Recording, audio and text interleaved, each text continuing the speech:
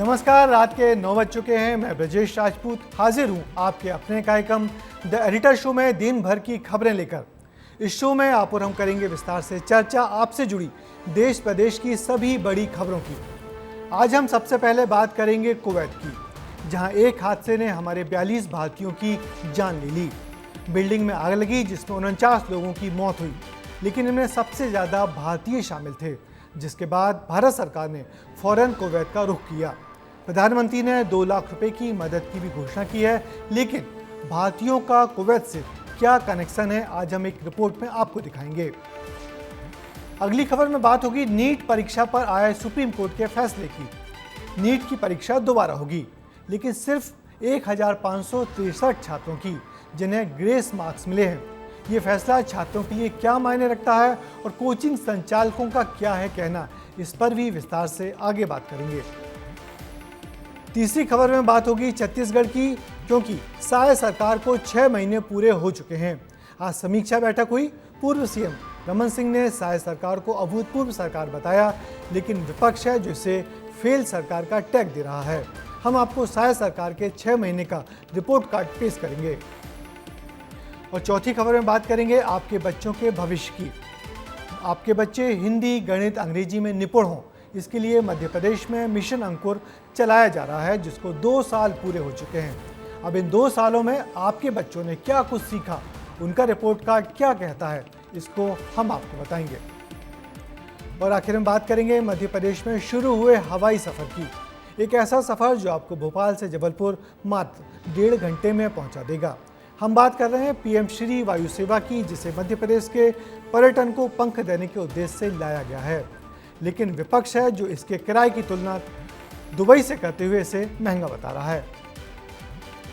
तो चलिए शुरू करते हैं द एडिटर शो। कुवैत में हुए भीषण अग्निकांड में मरने वाले भारतीय मजदूरों की संख्या बढ़ती जा रही है। कुवैत में अब तक के सबसे बड़े अग्निकांड में 42 भारतीय मारे गए हैं। हादसे का शिकार हुई इस इमारत में करीब 200 लोग रह रहे थे, जो सभी यहाँ की एक कंस्ट्रक्शन कंपनी में काम करते थे। कंपनी के मालिक के खिलाफ तो केस दर्ज कर लिया गया है। उधर विदेश राज्य मंत्री भी कुवैत पहुंच गए हैं और मृतकों के शवों को देश में वापस लाने की कोशिश कर रहे हैं। देखिए विस्तार से कुवैत अग्निकांड पर हमारी रिपोर्ट। कुवैत में हुए हादसे को खुद कुवैत की मीडिया भी अब तक का सबसे बड़ा हादसा मान रही है। देर शाम भारतीय मीडिया एजेंसियों को खबर लगी कि कुवैत की एक बिल्डिंग में आग लगने से 49 लोगों की मौत हो गई, लेकिन इस खबर का असर भारतीयों पर तब पड़ा जब पता चला कि मरने वालों में 42 भारतीय नागरिक थे और इनमें भी 12 केरल के, 5 तमिलनाडु के थे। खबर लगते ही केरल की स्वास्थ्य मंत्री, विदेश राज्य मंत्री फौरन कुवैत रवाना हो गए। कुवैत में भारत के राजदूतों ने हेल्पलाइन नंबर भी जारी किया है। देखिए, कुवैत में जो कुछ हुआ बहुत ही दुखद है और मैं वहीं जा रहा हूँ।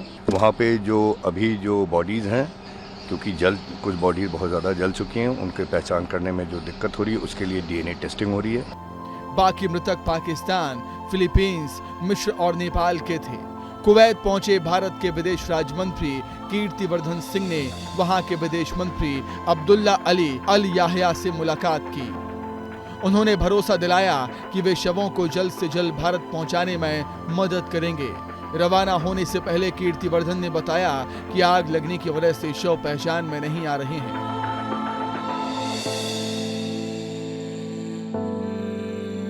कुवैत सरकार ने इस घटना में लापरवाहों की शिनाख्त की और उनकी गिरफ्तारी के आदेश दिए, जिसमें पहला नाम बिल्डिंग मालिक का है। आरोप है कि बिल्डिंग मालिक ने क्षमता से ज्यादा लोगों को बिल्डिंग में ठूसा हुआ था। दरअसल एनबीटीसी ग्रुप ने इस बिल्डिंग को किराए पर लिया था। कंपनी ने मजदूरों के बिल्डिंग में रहने का इंतजाम किया, जिसमें कुल 196 लोग रह रहे थे, जो कि क्षमता से बहुत ज्यादा थे। आग क्यों लगी ये अभी जांच का विषय है, लेकिन लोकल मीडिया रिपोर्ट के मुताबिक ये हादसा गैस लीक होने की वजह से हुआ। जांच टीम ने घटना स्थल से कई सैंपल लिए। उन्होंने बताया कि बिल्डिंग के ग्राउंड फ्लोर पर 2 दर्जन से ज्यादा गैस सिलेंडर रखे हुए थे। हालांकि कुवैत में भारतीयों के साथ हुई ये पहली घटना नहीं है। बीते 2 साल में ही करीब 1400 भारतीयों की मौत हुई है। अब सवाल उठता है कि प्रवासियों की हालत इतनी गंभीर होने के बावजूद भी कुवैत की अर्थव्यवस्था आखिर विदेशी कामगारों पर कैसे निर्भर है और क्यों भारतीय समेत दूसरे देशों के लोग कुवैत जाते हैं? दिहाड़ी से ज्यादा पैसे देने का लालच। भारतीय मजदूरों को 27,000 रुपए प्रति माह मिलते हैं। गैस कटर को 40 से 50,000 रुपए मिलते हैं। हादसे के बाद से सरकार एक्शन मोड में है। प्रधानमंत्री ने मृतक के परिजनों को 2-2 लाख रुपए देने का ऐलान किया, लेकिन जिम्मेदारी पर क्या कार्रवाई की जाएगी, ये बड़ा सवाल है। ब्यूरो रिपोर्ट, विस्तार न्यूज। कुवैत के इस दर्दनाक हादसे ने खाड़ी देशों में जाकर काम करने वाले भारतीयों की दुर्दशा पर भी सबका ध्यान खींचा है। कम समय में ज़्यादा पैसा कमाने की चाह में लोग इन खाड़ी देशों में जाते हैं और बहुत बुरे हाल में रहकर दोयम दर्जे की हैसियत वाली ज़िंदगी जीते हैं। इस हादसे में जान गंवाने वाले भी केरल और तमिलनाडु के गरीब लोग ज़्यादा हैं। खाड़ी देशों में जाकर काम करने वाले अधिकतर इन्हीं प्रदेशों के लोग ज़्यादा होते हैं। नीट मामले में आंदोलन कर रहे विद्यार्थियों को आज थोड़ी राहत मिली है। सुप्रीम कोर्ट ने ग्रेस मार्क्स खत्म करने और जिन छात्रों को ये सुविधा मिली थी उनकी परीक्षा फिर से करवाने को कहा है। हालांकि इस फैसले से पूरे छात्र खुश तो नहीं हैं, लेकिन कई सवाल अब भी सुलझे नहीं हैं। एक ही सेंटर के अनेक टॉपर छात्रों पर कोई फैसला नहीं हुआ है। नीट परीक्षा मामले में आज क्या हुआ और क्या कुछ और हो सकता है, इसे समझने के लिए देखिए हमारी ये खास रिपोर्ट। लेकिन अभी भी हम उस निर्णय से संतुष्ट नहीं हैं। हमारे को देखिए इससे कोई फायदा होगा नहीं। इस साल नीट परीक्षा बच्चों के लिए गले की हड्डी बन चुकी है।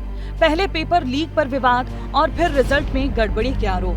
3 याचिकाओं पर सुनवाई करते हुए सुप्रीम कोर्ट ने आखिरकार कह दिया है कि नीट परीक्षा दोबारा कराई जाएगी, लेकिन केवल 1563 छात्रों के लिए। लंबे समय से बच्चे इसकी मांग कर रहे थे। देश भर में छात्र सड़कों पर विरोध प्रदर्शन कर रहे थे और एनटीए पर सवाल उठा रहे थे।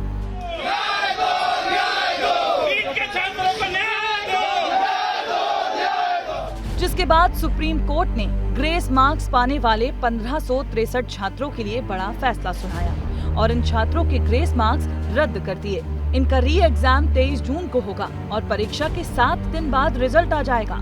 वहीं अगली सुनवाई 8 जुलाई को होगी। हालांकि कोर्ट ने काउंसलिंग पर रोक नहीं लगाई है। सुप्रीम कोर्ट ने जो आज आदेश दिया है कि ये सारी परीक्षा जो भी ग्रेस मार्क्स जिसको भी अवार्ड किए गए थे उनकी परीक्षा दोबारा से कराई जाएगी, ये हमारे लिए एक छोटी सी जीत है। हम इसको एक छोटी सी जीत मान के चल रहे हैं। अभी हमारी बड़ी लड़ाई बाकी है जो कि 8 जुलाई को हम लड़ेंगे। एनटीए ने देरी से पेपर मिलने और समय का नुकसान होने पर 1563 छात्रों को 718 और 719 ग्रेस मार्क्स दिए थे। अब इन उम्मीदवारों का स्कोर कार्ड ही रद्द कर दिया गया है। मतलब साफ है, जिन्हें ग्रेस मार्क्स मिले हैं, री एग्जाम केवल उन्हीं बच्चों का होगा, यानी 24 लाख परीक्षार्थियों में से केवल 1563 बच्चों का। ऐसे में सुप्रीम कोर्ट के इस फैसले पर बच्चों की क्या राय है, वो भी जान लीजिए। हमारे को देखिए इससे कोई फायदा होगा नहीं, क्योंकि जो इन्फ्लेशन है रैंक का वो इतना ज़्यादा है कि अगर इन 1500 बच्चों को आप रीनीट कराएं, इनका दोबारा रिवैल्यूएशन कराएं, तो कोई फ़र्क नहीं पड़ेगा। ये तो मास पेपर लीक का मुद्दा है, इसको बस भटकाया जा रहा है उन 1563 बच्चों की तरफ। अब आप बताइए, 8 जुलाई का फैसला आया है। 8 जुलाई को फैसला होगा सुप्रीम कोर्ट में।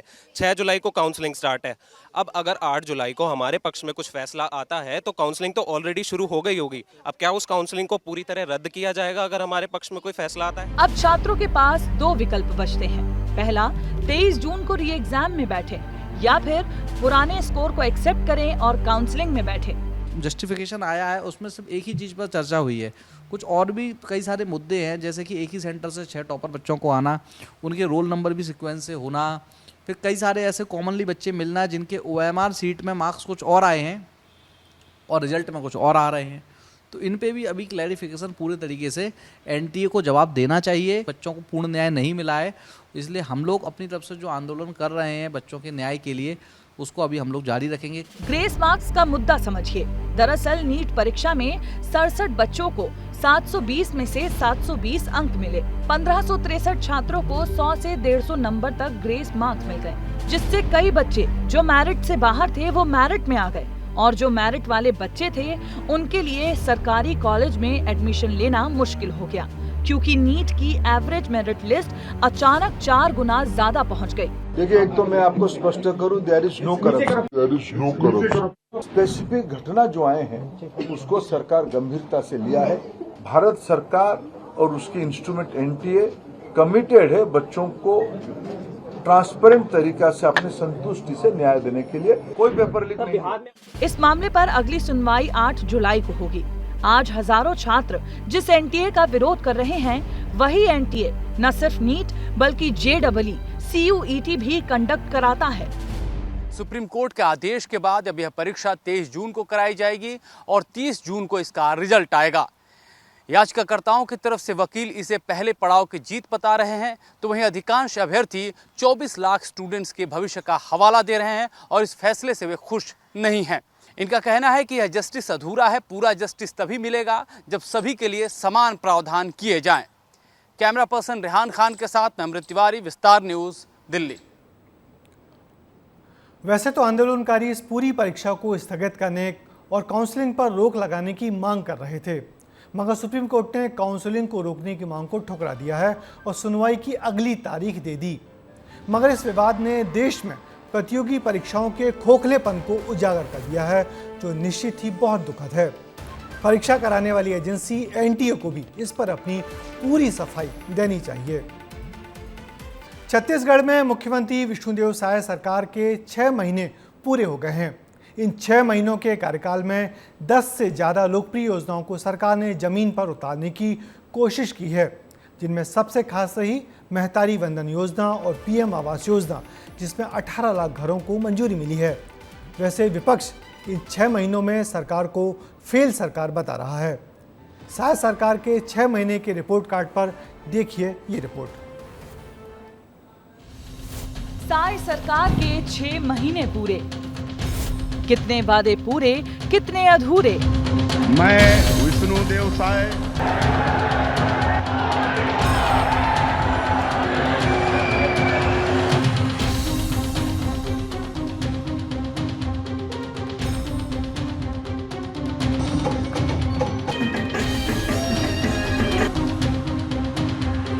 छत्तीसगढ़ में विष्णुदेव साय सरकार के कार्यकाल के 6 महीने पूरे हो गए।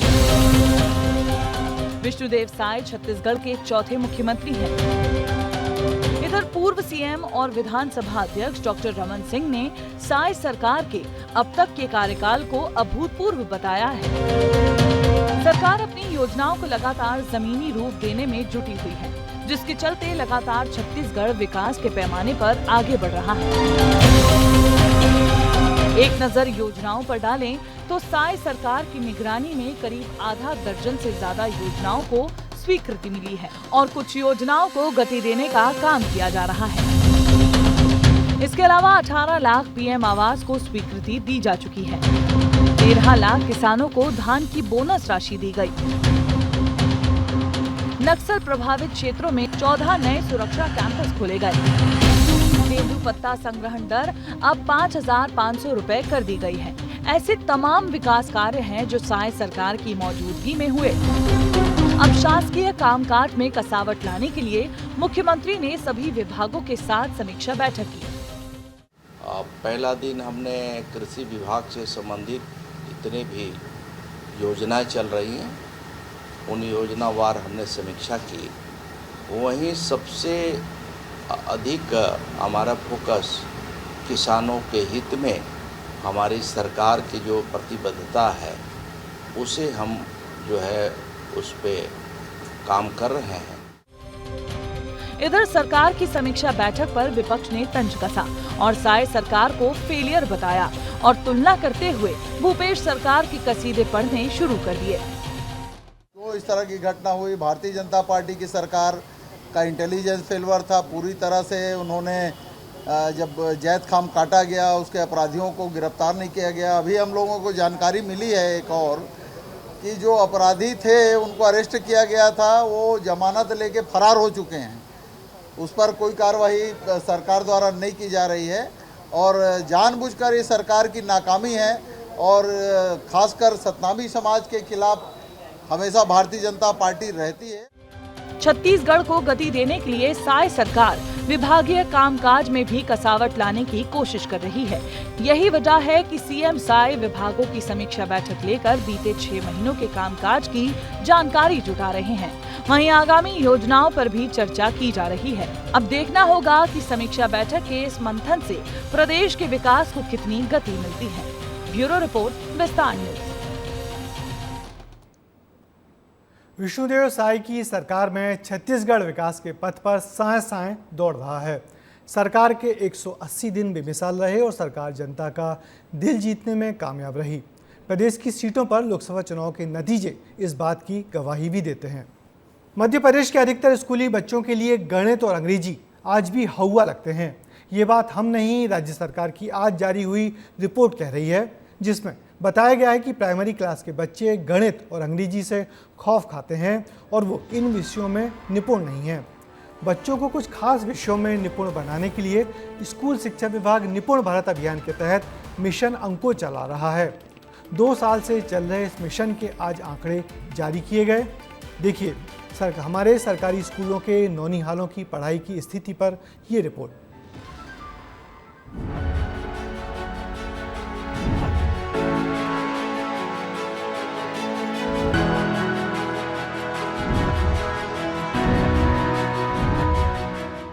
अंकों के गणित में नहीं उलझेगा बच्चा, इंग्लिश भी नहीं करेगी परेशान, क्योंकि आपके बच्चों के लिए केंद्र सरकार राज्य स्तर पर लगातार प्रयास कर रही है। आपके बच्चे भी इसी तरह चुटकियों में गुणा भाग करेंगे, हिंदी में निपुण होंगे और अंग्रेजी से झिझक दूर होगी। इसके लिए निपुण भारत अभियान के तहत मध्य प्रदेश में भी मिशन अंकुर चलाया जा रहा है। बच्चों को कैसे उनको एक अच्छे तरीके से उनका विकास हो, इस बात पे पूरी टीम काम कर रही है। मैं उसको शुभकामनाएं देता हूं, बट चुनौतीपूर्ण काम है, कठिन है। इस काम को सफलतापूर्वक कर पाएं, उनको मैं शुभकामनाएं। माननीय मुख्यमंत्री जी ने अपेक्षा की है कि सारे विधायक, सांसद, मंत्री, ब्यूरोक्रेट, मतलब यहाँ तक कि तहसीलदार, एसडीएम भी इन्वॉल्व होकर किसी न किसी स्कूल में अपनी सहभागिता सुनिश्चित करें और वहाँ पर एकेडमिक ईयर में बार बार वहाँ जाएं, तो उनके बार बार जाने से बच्चों को भी मोटिवेशन मिलेगा और शिक्षक भी उत्साहित होंगे। सबसे पहले आपको निपुण भारत कार्यक्रम क्या है और इसका उद्देश्य क्या है, ये समझाते हैं। 5 जुलाई 2021 को ये योजना शुरू हुई थी। 2026 से 27 तक की समय सीमा तय है। इस योजना के तहत 3 से 9 साल के बच्चों की सीखने की जरूरतों को पूरा करने का लक्ष्य रखा गया है। मध्य प्रदेश के 52 जिलों में प्राइमरी शिक्षा के कायाकल्प के प्रयास किए जा रहे हैं। इस योजना के 2 साल पूरे हो चुके हैं। मध्य प्रदेश में मिशन अंकुर के तहत नौनिहालों को गणित में तेज और हिंदी भाषा में शब्द ज्ञान बढ़ाने पर जोर दिया जा रहा है। मिशन के 2 साल पूरे होने पर सर्वे भी किया गया। हर बच्चे के साथ 23 मिनट बैठकर ये पता लगाया गया कि वो शिक्षा में कितना निपुण हुआ है। अर्ली ग्रेड्स में बच्चे पढ़ना नहीं सीख पा रहे या बेसिक अर्थमेटिक नहीं सीख पा रहे, उतना गैप आगे जाते जाते और बड़ा होता जाता है। इसके चलते जो बच्चे ग्रेड अप्रोप्रिएट जो लर्निंग सीखना है वो नहीं सीख पा रहे हैं। तो इसको एड्रेस करने का एक ही तरीका ये है कि भाई जब ग्रेड 1, 2, 3 में बच्चे हैं उसी समय उनको पढ़ने का सिखाओ। योजना के 2 साल पूरे होने पर जो सर्वे किया गया उसमें क्या सामने आया वो भी देखिए। 35 शब्द प्रति मिनट पढ़ने वाला बच्चा निपुण है। दूसरी कक्षा में 27% बच्चे 2 साल में निपुण बने। गणित में बच्चे अब भी पीछे ही हैं। अंग्रेजी में दक्षता भी अब बड़ी चुनौती है। तीसरी कक्षा के 40% बच्चे 45 शब्द प्रति मिनट पढ़ते हैं। तीसरी कक्षा के ही 39% बच्चे हिंदी में निपुण हैं। निपुण भारत के तहत मध्य प्रदेश के स्कूल शिक्षा विभाग के अंकुर मिशन के 5 साल में अब 2 साल पूरे हो चुके हैं। अब बचे हुए 3 सालों में इन खामियों को पूरा करना होगा, जिसमें बच्चों को अंग्रेजी और गणित में बेहतर करने के प्रयास शामिल हैं। ब्यूरो रिपोर्ट, विस्तार न्यूज। इस मिशन की सबसे अच्छी बात यही है कि शिक्षक को बच्चे के साथ 23 मिनट बैठकर ये पता लगाना है कि संबंधित छात्र की शब्दों को पहचानने और उनको याद करने की गति क्या है। यदि हर बच्चे पर पूरी ईमानदारी से इतना वक्त शिक्षक देकर उसकी कमजोरी को पकड़ेगा तभी ये मिशन अपने मकसद में कामयाब होगा, नहीं तो बहुत सारे मिशन बच्चों की पढ़ाई को लेकर ऐसे चलते रहते हैं। मध्य प्रदेश के सभी बड़े शहरों को वायु सेवा से जोड़ने के लिए आज से उड़ानें शुरू हो गई हैं। पीएम श्री वायु सेवा पर्यटन सेवा नाम से शुरू की गई इस योजना से भोपाल से सिंगरौली और रीवा को भी जोड़ा गया है। इस सेवा का मकसद पर्यटन को बढ़ावा देना और इमरजेंसी सेवाओं के लिए एयरक्राफ्ट का उपयोग करना है। मुख्यमंत्री डॉक्टर मोहन यादव ने आज इस योजना का भोपाल से हरी झंडी दिखाकर शुभारंभ किया, मगर विपक्षी दल इस सेवा के महंगे किराए पर सवाल उठा रहे हैं। देखिए आप भोपाल से कितने किराए और कितने समय में रीवा, जबलपुर, उज्जैन और सिंगरौली पहुंच पाते हैं। मध्य प्रदेश के 8 शहरों में पीएम श्री पर्यटन वायु सेवा का शुभारंभ आज से हो गया है। पहले चरण में जबलपुर, भोपाल, रीवा और सिंगरौली के बीच उड़ान भरी गई। आसान शब्दों में अगर इस हवाई सेवा का मकसद समझे तो दुनिया भर के टूरिस्ट एमपी के टूरिज्म पॉइंट से आसानी से जुड़ सकें, इसीलिए इसकी शुरुआत की गई है। साथ ही इमरजेंसी सेवाओं में एयरक्राफ्ट का उपयोग किया जा सके। इस महीने बुकिंग करवाने पर 50% की छूट दी जा रही है। मसलन इंदौर से उज्जैन तक का किराया 3000 रुपए के करीब है, जो छूट मिलने के बाद मात्र 1500 रुपए होगा। 2 साल तक के बच्चों का कोई टिकट नहीं लगेगा। लेकिन पीएम श्री पर्यटन वायु सेवा के शुरू होते ही इसमें राजनीति भी शुरू हो गई है। कांग्रेस के पूर्व विधायक सज्जन सिंह वर्मा ने कहा है कि भोपाल से सिंगरौली तक का किराया दुबई की फ्लाइट से भी ज्यादा है। ये बात समझ में नहीं आ रही कि भोपाल से, इंदौर से, दिल्ली से दुबई का किराया कम है और यदि हम भोपाल से सिंगरौली जाएं तो उसका किराया उससे ज्यादा है। इसी पर पलटवार करते हुए बीजेपी प्रवक्ता नरेंद्र सलूजा ने कहा कि सज्जन सिंह वर्मा ऐसा इसीलिए कह रहे हैं क्योंकि कमलनाथ अक्सर दुबई जाते रहते हैं और क्योंकि कमलनाथ के सज्जन सिंह वर्मा बेहद करीबी हैं, इसीलिए उन्हें दुबई का ही किराया ज्यादा पता है।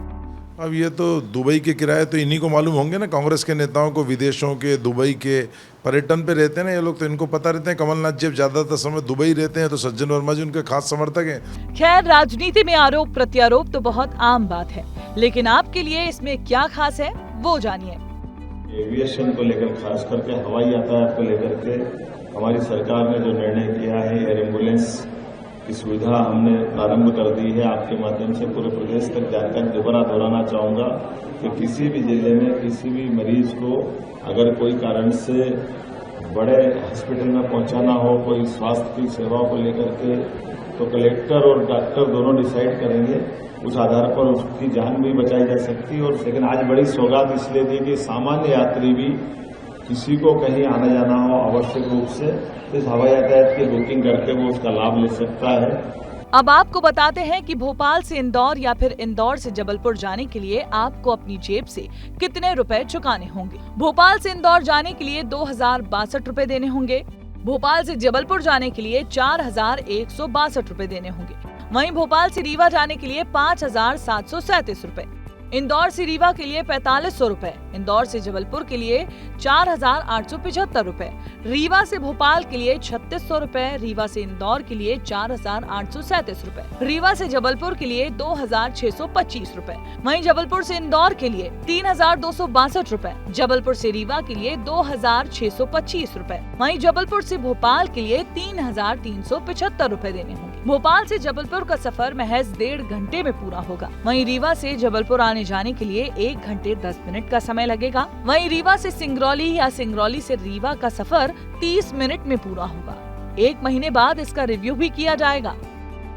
मध्य प्रदेश में पीएम श्री पर्यटन वायु सेवा की शुरुआत पर्यटन स्थलों को बढ़ावा देने के उद्देश्य से की गई है, लेकिन अब इसमें राजनीति भी होने लगी है। कांग्रेस के पूर्व विधायक सज्जन सिंह वर्मा का कहना है कि भोपाल से सिंगरौली तक का किराया दुबई की फ्लाइट से भी ज्यादा है। तो वहीं भाजपा का इसमें कहना है कि कमलनाथ अक्सर दुबई जाते रहते हैं, इसीलिए सज्जन सिंह वर्मा को दुबई का किराया ज़्यादा मालूम है, क्योंकि सज्जन सिंह वर्मा कमलनाथ के बहुत ही करीबी और ख़ास हैं। लेकिन राजनीति से इतर पीएम श्री पर्यटन वायु सेवा के किराए के बारे में अगर बात करूं तो इस समय इसके किराए में 50% तक की छूट भी दी जा रही है। कैमरा पर्सन नागेंद्र के साथ सूरज तिवारी, विस्तार न्यूज। दरअसल मध्य प्रदेश में ऐसी एयरक्राफ्ट सेवा पहले भी चली हैं, मगर यात्रियों की कमी और फिर बहुत महंगे किराए के कारण कुछ दिन बाद ही वो दम तोड़ देती हैं। इस विमान सेवा के लिए भी शुरुआती महीने में राज्य सरकार अपनी तरफ से आधी सीटों का किराया दे रही है या ये कहें कि 50% छूट दे रही है। मगर आने वाले दिनों में यात्रियों की ट्रैफिक नहीं मिलने से इन विमानों का उड़ना कठिन होगा। किसी एयरक्राफ्ट एजेंसी को फ़ायदा पहुंचाना ही ऐसी योजना का मकसद न हो, सरकार ये इसका भी ध्यान रखे। और अब वक्त है चलते चलते का। राधा रानी पर पंडित प्रदीप मिश्रा के दिए गए कथित बयान पर वृंदावन में संत समाज बहुत नाराज है। प्रेमानंद जी महाराज ने भी आपत्ति जताई है। विवाद का खबर जब पंडित प्रदीप मिश्रा को लगी तो उन्होंने भी पलटवार करते हुए कहा कि उनके पास उनकी कही बातों का पूरा प्रमाण है और जिसे प्रमाण चाहिए वो सीहोर के कुबेरेश्वर धाम आ जाए। लेकिन ये पूरा विवाद शुरू कैसे हुआ, आपको हम सुनाते हैं। कृष्ण की 16,108 रानी में राधा का नाम नहीं है और राधा के पति में कृष्ण का नाम नहीं है। राधा जी के पति का नाम क्या है? क्या नाम है राधा जी के पति का? अनय घोष। क्या नाम है राधा के पति का? अनय घोष। राधा जी की सास का नाम था जटिला, ननन का नाम था कुटिला। राधा जी का विवाह हुआ था ग्राम छाता। कभी श्री जी के विषय में कोई ना बोले, नहीं ऐसा न समझे उनकी ऐसी शक्तियां हैं कि तुम किसी का देख लेना किसी काम का नहीं रह जाएगा। ये सांप नहीं है, ये परिणाम बोल रहा हूं, माइक से बोल रहा हूं, चिल्ला के बोल रहा हूं। कोई नहीं बचा सकता उसको। या तो जाए बरसाने और साष्टांग दंडवत होकर महारानी जी के सामने घुटने टेक दे कि मेरे से गलती हो गई, मैं आपकी महिमा को नहीं जानता, तो अत्यंत दयालु कृपालु लाडली क्षमा। आज उन ब्रजवासियों में कुछ लोग ऐसे घुस गए हैं जो इस शिवपुराण का विरोध करना चाहते हैं, इस व्यासपीठ का विरोध करना चाहते हैं, प्रदीप मिश्रा का विरोध करना चाहते हैं। वो लोग राधा रानी की आड़ में बदनाम करना चाहते हैं और ब्रजवासी इतना भोला है कि वो समझ नहीं पा रहा। आप कहो जिस दिन राधा रानी के चरणों में आकर दंडवत कर लूं, आप बोलो जितने दिन तक राधा रानी के चरणों में पड़ा रहूं, मेरी माँ है वो, उससे मेरा बैर नहीं है। जो कुछ बोलूंगा प्रमाण से बोलूंगा, बिना प्रमाण के कुछ नहीं बोलूंगा। और जिस जिस महाराज को प्रमाण चाहिए, कुबेरेश्वर धाम खुला पड़ा है, आ जाओ और प्रमाण लेकर जाओ। तो चलिए आज द एडिटर शो में बस इतना ही।